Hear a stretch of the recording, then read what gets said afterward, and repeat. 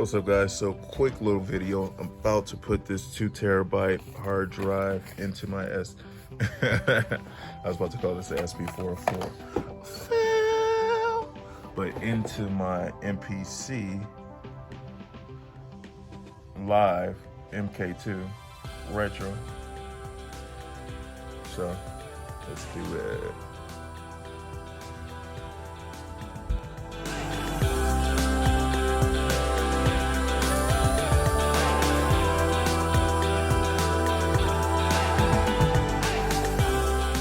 So after you get the screws, you get to pull this off.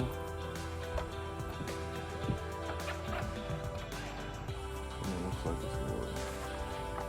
Let's see what's inside here.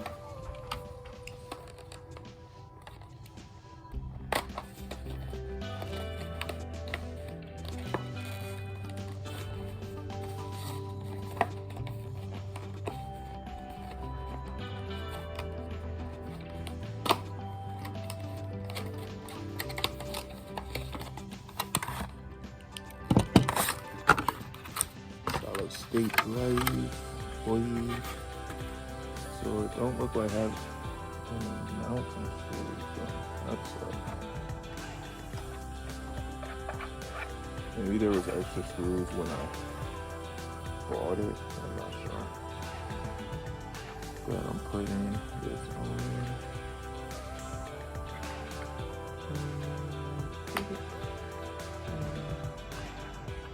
Not simple. That easy.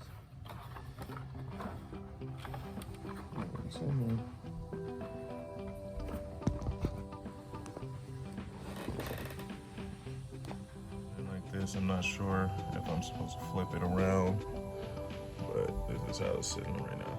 So after you get it all the way lined up and everything good, go to this utility, excuse me, this utility.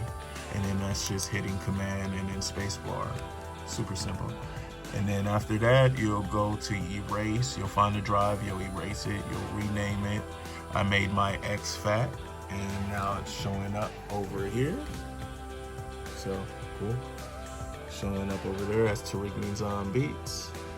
And it's inside there. So that was that simple, that easy, that cool.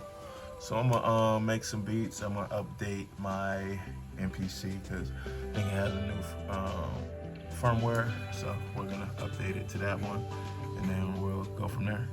You guys have a good one. Hope you got some information from this. I'm using a 2 terabyte drive in my MPC, and the other one I'm not sure. I think it has a 1 or 2 in my, because I have another hard drive in my live. I didn't take the hard drive from the live and put it in here. I just gave this one a fresh one.